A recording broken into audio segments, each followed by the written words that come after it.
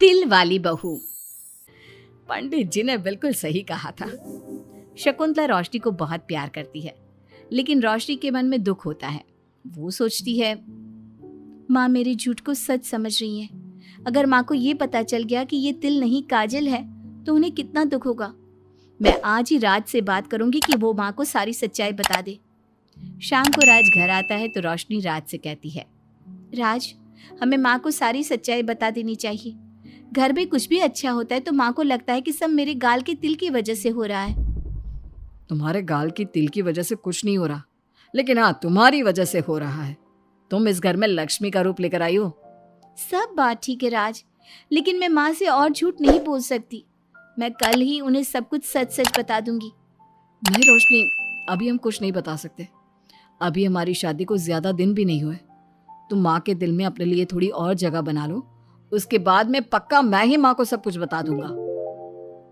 इस तरह से दिन गुजरने लगते हैं और शकुंतला के घर में खुशियों का आना लगा रहता है। शकुंतला अपनी बहू से बहुत प्यार करने लगी थी। एक दिन शकुंतला रोशनी के कमरे में गई। बहू, ओ बहू, कहाँ है तू? माँ मैं बाथरूम में हूँ, नहा रही हूँ। अरे देख तो मैं तेरे लिए क्या लाई हूँ, जल्दी बाहर आ। अब मैं क्या करूँ? मेरे पास तो काजल भी नहीं है। अब चेहरे पर क्या लगाऊं? राज, तुमने अच्छा फंसाया मुझे। माँ आप अपने कमरे में जाइए, मुझे नहाने में थोड़ा टाइम लगेगा। मैं खुद आपके कमरे में आ जाऊंगी। नहीं बहू, तू जल्दी से निकल कर आ, मैं यहीं बैठी हूँ तेरे कमरे में। जब रोशनी को इस बात का एहसास हो गया कि उसकी सास कमरे से नहीं जाएगी, तो उसने अपने गीले बाल एक तरफ कर लिए और बालों से अपना आधा चेहरा छुपाकर बाहर आई। बहू, नहा ली तुम? देखो, मैं तुम्हारे लिए नई साड़ी और गहने लाई हूँ। आज शाम को बहुत मेहमान आ रहे हैं, मैं तुम्हें सबसे मिलवाऊंगी। मेहमान किस लिए आ रहे हैं माँ? अरे तुम्हें राज ने बताया नहीं बहू? हमारी कंपनी इस साल नंबर 1 की पोजीशन पर पहुंच गई है और ये सब तेरी वजह से हुआ है। चलो मैं चलती हूँ, मुझे शाम की बहुत सारी तैयारी भी तो करनी है। जब शकुंतला रोशनी के कमरे से चली गई, तब उसकी जान में जान आई। शाम को पार्टी में बहुत बड़े बड़े लोग आए थे। शकुंतला ने अपनी बहू को सबसे मिलवाया और उसकी खूब तारीफ की। पार्टी में सब लोग शकुंतला के सक्सेस का राज पूछ रहे थे, तो शकुंतला अपनी बहू और उसके दिल की तारीफ कर रही थी। एक दिन शकुंतला अपने बहू बेटे के साथ घूमने गई। आज हम घूमने आए हैं तो देखो मौसम भी कितना प्यारा हो गया है, लगता है बारिश आने वाली है। शकुंतला के इतना कहते ही जोरों की बारिश शुरू हो गई। रोशनी और राज कुछ सोच पाते इससे पहले ही रोशनी के गाल पर काजल का तिल बह गया और शकुंतला ने ये सब देख लिया। अब शकुंतला के गुस्से की कोई हद ना रही। तूने मुझसे झूठ बोला? तेरी इतनी हिम्मत? कल वही, मैंने तुझे इतना प्यार किया, तुझे अपने बेटे से ज्यादा ममता दी और तूने मेरे साथ विश्वासघात किया। मैं तुझे कभी माफ नहीं करूंगी।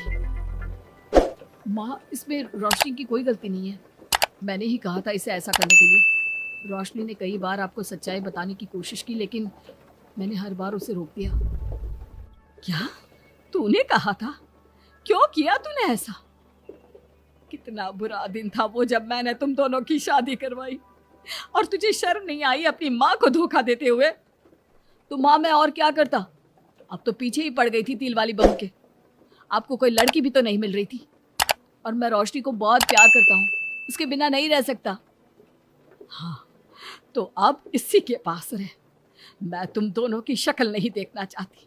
ले जा इस झूठी और मनहूस लड़की को मेरे सामने से। माँ, कल तक तो रोशनी बहुत भाग्यवान थी, आज ये मनहूस हो गई।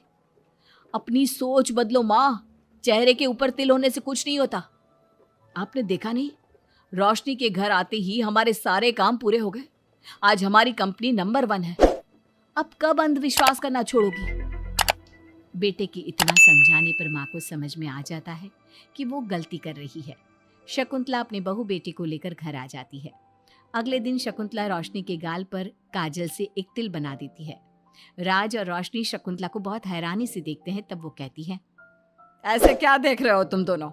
ये तिल नहीं, काला टीका है, ताकि मेरी बहू को किसी की नजर ना लगे। शकुंतला की बात सुनकर सब हंसने लगते हैं।